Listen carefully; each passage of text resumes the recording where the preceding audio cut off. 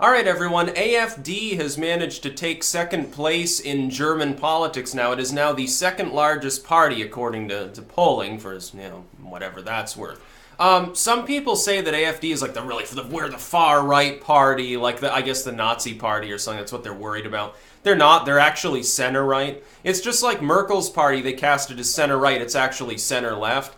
Like, I don't understand. Europeans skew things so far to the left that they think that a socialist party is part of the general normal centrist core of things. So, excuse me while I ignore the fact that you think AfD is actually far right. It's a routine, mundane, conservative movement, to tell the truth. Their proposals are not particularly draconian. It's considered far left in Germany if you want to have an actual national border and say, maybe the European Union, maybe we should be one of those states, one of those, at this point, many states, saying that the European Union shouldn't be loading the entire continent with people that continuously don't want to assimilate because, the French and the Americans are the ones causing the refugee crisis by bombing civilians out of their homes in the first place. Maybe that's not a great idea. We're having to put up truck barriers all around the Christmas market, but that's okay, say Merkel's people. It's a small price to pay for having other people come into the country instead of just encouraging our native population to breed. Like, where are you putting all these people anyway? Germany's already overpopulated. How many tens of millions of people are crammed into that little area?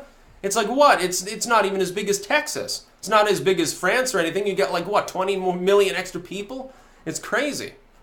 Some of these countries, where do you even have any trees? Your idea of the wilderness is like fucking Berlin's Central Park, I guess. That's crazy talk. Why would you want to live that way? Friggin' machine people is what you're going to end up with. Oh, it's Germany, so that's okay. No, Euroscepticism is continuing to grow, but it's been a silent growth for the last year. People are so fixated, I think, on the nativist issue here that they're almost forgetting about the core of Euroscepticism that really kicks off a lot of this stuff. Really, it's about, here in the United States, it's not even for people outside of the border states, I think. It's more about the fact that through communication technology, they can see the root of multiculturalism's problems elsewhere, more than it is any actual problem within their own communities. Like, I'll look out the window and everything's homogenous. I'm in Vermont, despite the fact that I am near a border, but, Canadians and Vermonters are the same thing. We like maple syrup. And we can deal with weather that would freeze the average person to death. So that makes us, we're similar in culture. I look at that and I say, well, there's no problem here. But then I can also look and see that migrant, the truck driver video there that got put into limited state, the Hungarian truck driver. And I can see, well, yeah, there are places in the world that have desperate problems because of multiculturalism. It begins to change people's minds. It begins to denigrate the old practice, which was out of sight, out of mind, really. Where if the cable news isn't talking about it, you don't perceive the problem. That's impossible now. That's why they want to censor information online so much, because they realize people are beginning to realize that the whole world has problems, and that a lot of those problems boil down to a few essential things. The world is run by corrupt people who don't care about anybody. We used to be honest about this. People who were on the left used to be honest. 10 years ago, they were like, oh, the globalists want World War III. The globalists are bombing the Iraqis for no reason. They want the oil. It was a praise Ron Paul. They were honest about it. They understood that globalism and stuff was a problem. They understood people should leave each other alone, right? Now they're dishonest. Now they don't think that anymore. Now they think that people should be crammed in together involuntarily, lose all of their heritage, and that war is okay too, like proxy war is okay. We need to take in the same refugees that we are creating by bombing their home country. Makes perfect sense. We used to call that a warmongering, interventionist, crazy foreign policy. We used to say that's like worse than the grand chessboard stuff. That's worse than nuclear stalemate politics. It's like the new, more cancerous evolution of everything wrong with U.S. foreign policy for a half century. Now the left says, oh, well, if you oppose this, you're a racist or something. You're like xenophobic. You don't want to take this family under your roof that you just bombed? Well, you're a xenophobe. No, I think it's called you're sane. That's just my opinion, though. I think that's a growing opinion. I'm not surprised AfD would be the second largest. I would be surprised if they don't keep growing. Here's the problem, though. The problem is that because a lot of Germans are convinced that they're racist and they're evil, they're controlled by Russia, maybe. I'm sure Merkel will trot that line out any day now for some A/B testing. Because of that, a lot of people don't want their parties to form a coalition with them. I think they've got like, what, one or two other small parties that talk to them, and that's about it, maybe a quarter of the population of all Germany. So it's a growing movement, but it's not enough. It's not even as large as Merkel's own little party there. But there is no majority party. You've got to, I think, split government now, don't you? In Germany, there's like a dozen actual parties of merit. And so you got the Greens, the Socialists, the Communists, I guess the Labor, Christian Democrats. Do you have like a Republican Party or something, which is probably a left-wing party over there? AfD, you know, some of these other little like coalitional parties. It's very weird how German politics operates. It doesn't make sense how any European country does its politics, other than like maybe Austria or something. You know, where you get it's pretty strict delineation. Van der Bellen versus Hofer. Now, who do you want? Do you want the Teutonic dude or a dude who's basically, commie light? Pick your poison. Which of these draughts do you trust more not to kill you instantly? Within the UK, it's like a party can have 20% support, have no representation. Within France, it's like a party that ultimately probably is the largest still ends up losing because, coalition forms against them. But it's also not technically a coalition government, it's just for the highest seat. And then in Germany, it's like, which of these 12 parties do you like? And then I think, don't you do runoff or some crazy thing like that? It's just so funny. So Merkel's having problems because even though she got reelected, it's by a lower threshold and her main adversary has grown to be the second largest party. At some point, they will gain legitimacy by their size. At some point, a movement that formerly was chastised as, well, they're pointless, fringe, they're crazy, because it becomes popular enough, it creeps up on you, gets to some certain threshold, and all of a sudden people who avoided it primarily because it was unpopular and fringe no longer have that problem. It wasn't any moral problem that they had with the platform. It was basically, a lot of people say, well, I hear from the media or from Merkel or whatever that AfD are fanatics. I want a party that's kind of similar but less fanatic, so I voted for Merkel's so-called center-right party instead, because she says, we should need to do something about the burqa, and yeah, we can't take unlimited numbers of refugees, well, doing nothing about the issue. The fact that she's doing nothing is why AfD, I think it grew by, 3 points over that period of time since the last polls. So a significant amount of growth it's caused. And I've warned about this, that Europe is going to be torn apart, possibly, if the EU isn't significantly reformed or dissolved, ultimately, if states don't leave it in order to cripple it.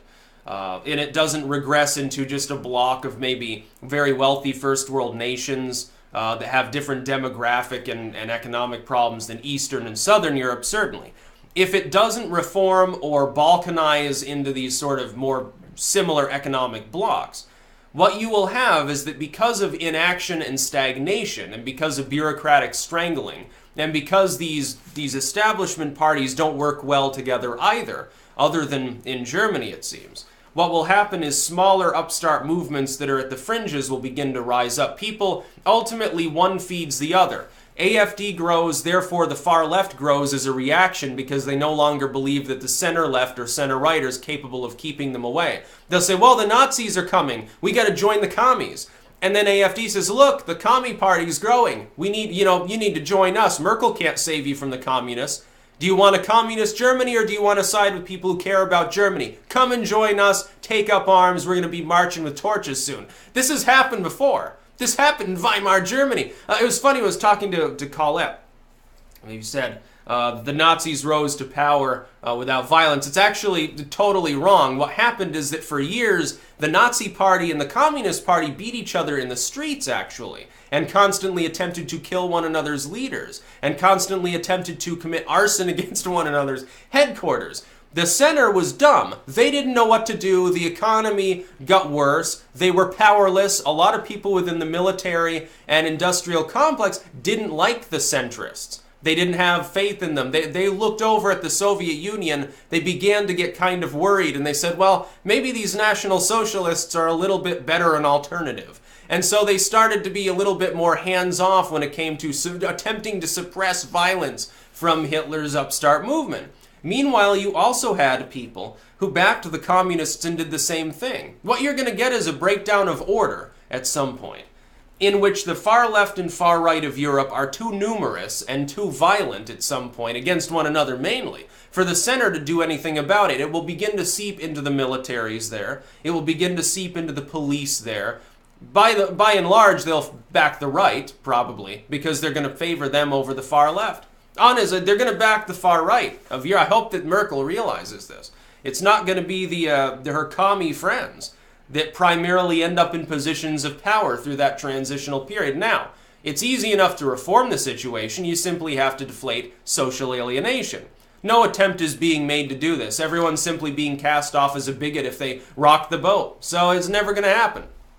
It'd be funny. The European Union, that great project, might end up very quickly collapsing simply because the Eastern Europeans say, fuck it, they leave. The Northern Europe is like, we'll form a bloc with the UK. They've even openly suggested like a Northern European bloc. The UK and Iceland and Norway and Sweden and Denmark sort of forming their own union. They're capable of doing it. By the way, it would work if they did that. They've got similar enough economic situations. They can have their sort of weird, intervened in trade arrangement stuff. Germany would have its bloc, the Czech Republic, and Austria and stuff. It would very funnily begin to resemble, I think, a different country, historically speaking. And then we would have maybe the Eastern European bloc, probably run by Poland, mainly, Poland and Hungary. It would probably extend down into Southern Europe. That would be the one we'd work best with.